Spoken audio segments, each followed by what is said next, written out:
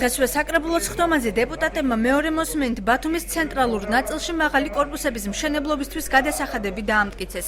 რეგულაციის თანახმად თუ კი კომპანია საზოგადოებრივ საქმიან ზონაში 200 კვადრატულ მიწის ნაკვეთს ფლობს, მას უფასოდ მხოლოდ 600 კვადრატული მეტრის ობიექტის აშენება შეუძლია. ყოველ დამატებულ კვადრატულ მეტრზე კი 153 ლარს გადაიხდის.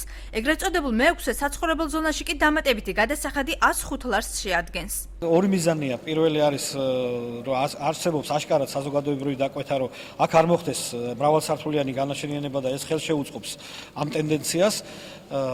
ანუ რეალურად ერთი ნაბიჯია გადადგმული უძრავი ქონების ბაზის რეალური ბაზის ჩამოყალიბებისაკენ და მეორე არანაკლებ მნიშვნელოვანი ფაქტორია ამ ღონისძიებით მოხდება სტიმულირება ქალაქის დანარჩენ ნაწილში მშენებლობის გააქტიურებისათვის. კანონპროექტს მოწინააღმდეგეები როგორც პირველ მოსმენაზე ამჯერადაც გამოუჩნდნენ. არგუმენტი დღესაც იგივე იყო. დეპუტატები მოითხოვენ, რომ ახალი ნორმა მთელი ქალაქის მასშტაბით ამოქმედდეს. გიორგი კირთაძე კორუფციული გარიგებების საფრთხეებსაც ხედავს.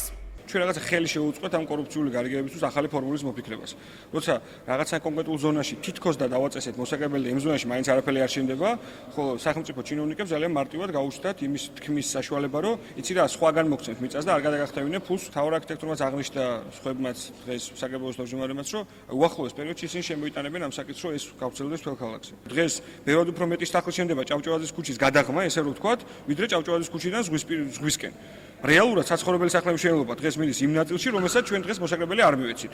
რატო არ მივეცით? ამ კითხვას ალბათ ყოველ კონკრეტულ მშენებლობის ნებართვის გაცემის დროს უნდა დავსვათ. ბათუმის საკრებულომ დღეს მუნიციპალური ორგანიზაციებისაგან 2012 წლისა და 2013 წლის პირველი 2 კვარტლის საქმიანობის ანგარიშიც მოისმინა. შენიშვნები ძირითადად საგზაო ინფრასტრუქტურის გამწვანებისა და ავტოტრანსპორტის ხელმძღვანელების მიმართ გამოითქვა. შესაბამისი ორგანიზაციების პირველმა პირებმა თავის მხრივ მათთვის აქტუალურ პრობლემებზე ისაუბრეს. წელს მოახდინეთ გარკვეულად ხელფასების დამძღოლებზე, ამასთანავე მოახდინეთ ახალი ავტობუსების შეძენა, რამდენიმე სამარშრუტო ხაზის დაგრძელება მოხდა.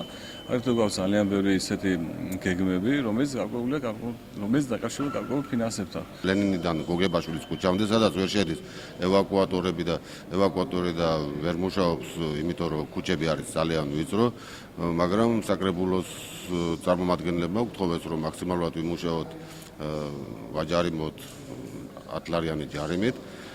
რაც შეეხება მონიშნები მიმდინარეობს ჭავჭავაძის ქუჩაზე გადატვირთული მოძრაობის გამო ამ ეტაპზე არ ხერხდება.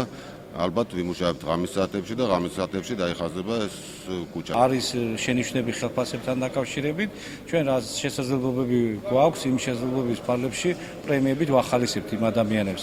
თუმცა ეხლა ჩვენი შესაძლებლობები ზღვარიც არსებობს. დღესვე მუნიციპალიტეტმა საქართველოს მთავრობას თამარის დასახლებაში არსებული 60.616 კვადრატული მეტრი მიწის ფართობი გადასცა. ტერიტორიაზე სახელმწიფომ 30 10 სართულიანი კორპუსი უნდა ააშენოს, სადაც იზოლებით გადაადგილებული პირები შესახდებიან.